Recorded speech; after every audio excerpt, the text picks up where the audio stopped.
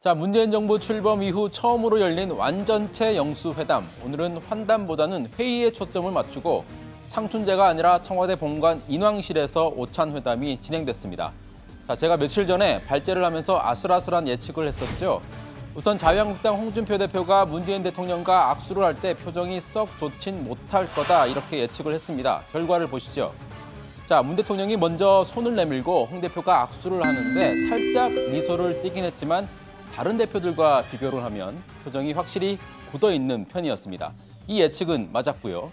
다음으로 회담 내용입니다. 홍 대표가 정부의 대북 정책에 대한 우려를 꽤 길게 그것도 강한 표현으로 전달할 거라고 저는 예측을 했습니다.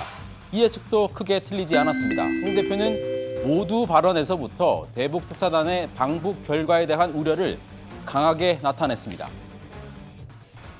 마침 대북 특사단이 북한을 방문하고 돌아왔습니다. 이 기회를 어떻게 살려 나가면 좋을지 우리 대표님들께서 아주 좀 고견들 이렇게 많이들 말씀들 해주시고 또 지혜도 이렇게 모아주시기 바랍니다. 아마 초당적인 그런 협력의 분위기 또 국민의 기대 이런 속에서 나오신 것 같은데요. 홍 대표님 먼저 말씀하시는 것이 좋을 것 같아요. 사실상 그 북핵 문제를 그 사이에 처리해 오면서 한 30년 동안 북한에 참 많이 쏘갔습니다. 그래서 대통령께서 과거에 북한에 쏘갔던 전철은 이번에는 밟지 마시기를 저희들이 부탁드리려고 오늘 왔습니다.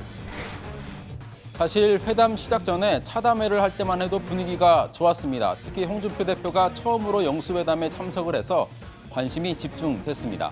하지만 홍 대표는 문 대통령이 오기 전부터 청와대 인사들과 뼈있는 농담을 주고받으면서 신경전을 벌이기도 했습니다. 이런 까칠한 분위기가 그대로 오찬까지 이어지기도 했습니다. 홍 대표가 임종석 비서실장을 향해 미투 운동에서 무사해서 다행이다 이런 농담을 건넸고 임 실장이 대표님도 무사한데 저도 무사해야죠 라고 받아치는 일도 있었습니다. 홍 대표는 특유의 직설화법으로 질문을 쏟아냈다고 자유한국당 장제원 대변인이 전했습니다. 장 대변인의 브리핑 내용을 토대로 비공개 회담 내용을 재구성해봤습니다.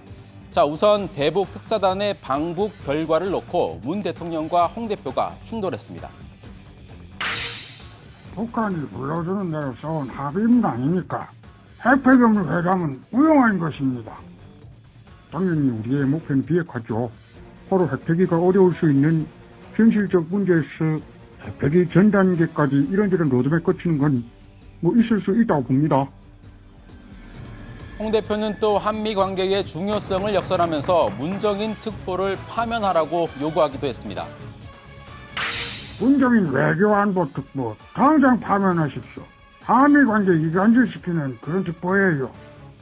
정부 내 다양한 의견 표출은 큰 문제는 아니라고 봅니다. 자, 분위기가 다소 거칠어지더니 급기야 회담 말미에는 가벼운 설전도 벌어졌습니다.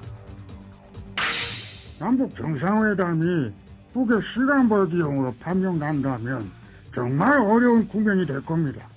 그 대안이 있습니까? 예, 그렇다면 홍 대표님 무슨 대안이 있습니까? 아니 그 모든 군사 상황, 모든 국제사회 정보를 총망라한 대통령께서 나한테 물으시면 어떡합니까? 참. 그러나 문 대통령은 회담을 마칠 때 홍 대표를 다시 초대하고 싶다는 의사를 밝혔습니다. 홍 대표의 답변은 어땠을까요? 직접 들어보시죠. 이런 자리 만들면 또 오실 거죠? 내가 한번 보고 올지 말지 결정하겠습니다.